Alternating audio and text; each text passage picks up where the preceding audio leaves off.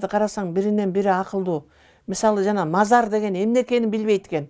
Окумуштуулар суусун, топурагын алып барып текшерип таппай коюптур. Эмне үчүн ушундай ыйык бул жерде? Эмне үчүн адамдардын жана ооруган адамдарга жардам берет? Эмне үчүн ушундай деп. Себеп дегенде ал жерде арбактар жүрөт. Мазар дегенде арбак болот. Базар дегенде эки буттуу пенделер да. Жалгандын пенделери жүрөт базарда. Ал эми мазарда арбактар жүрөт. Арбактар бар жерде ошол арбактар акырын мынтип сылап кетет да. Анан жанагындай жакшылыктар болот. Тилеген тилегин берип коет. Эй пендем-ай, бир бечара экенсиң, меч айланайын, ыйлабачы деп.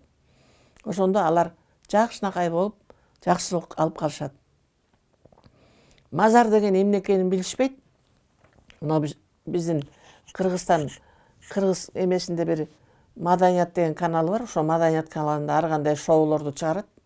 Ошондо уктум ошол эмени. Мазар деген эмне экенин билбей көрүнгөн профессорлар менен чакырыптыр. Ар кимиси өзүнчө бир болбогон сөздөрүн айтышты. Анан таң калдым, ушундай тобо кылдым, дагы таң да калдым. Кадимки эле Куран деген сөз да которулат. Куран деген эмне деп сурайт. Куран деген эмне? Куран деген Алланын буйругу, Алланын жазуусу, Алланын өкүмү деп которулат экен. Ошо кезекте Кемсанбай деген ажы бар болчу. Ошо Кемсанбай деген ажыдан барып сурасаң, Куран деген эмне десең, Куран деп айтат деп айткан да аталар. Анан мен деле айта алган жокмун чында. Аны өздөрү айтып берди ушуну.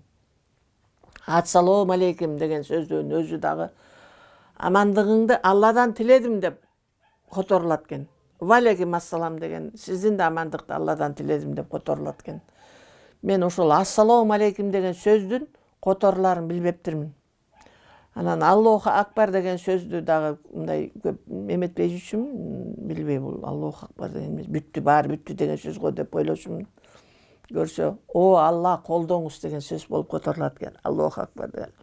Иншалла деген сөз Алла буйруса, Алла кааласа деп которулат экен ал сөз дагычы. Ошондой кээ бир сөздөрдү которуп айтып түшүндүрөт мага. Бул мындай сөз деп. Анан көзүм ачылгандан, дарат алганда эмне сөз айтыш керек, Куранды кантип окуш керек, тобо айтам мен мисалы. Анан тобо күнөө жейт, садака бала жейт деп айтат аталар.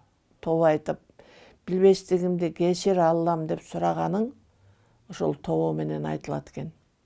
Анан кээ бир адамдар тобо айтпа, тобо деген жакшы болбойт деп айтышат экен. Анан тобо деп айтпай анан кесир сүйлөгөн жакшы болчу эле. Тобо деген, эй тобо кылам, туура сүйлөп койдумбу, туура эмес сүйлөп койдумбу, жаратканым-ай, кудуретим, мен пендемин деп жатканың да. Билдиңизби? Анан жалгандын пенделери аны түшүнбөйт. Келип алып эле оозуна келгенде оттоп, тантырап жатып калышат. Өзүң билбесең сүйлөбө. Баары күнөө.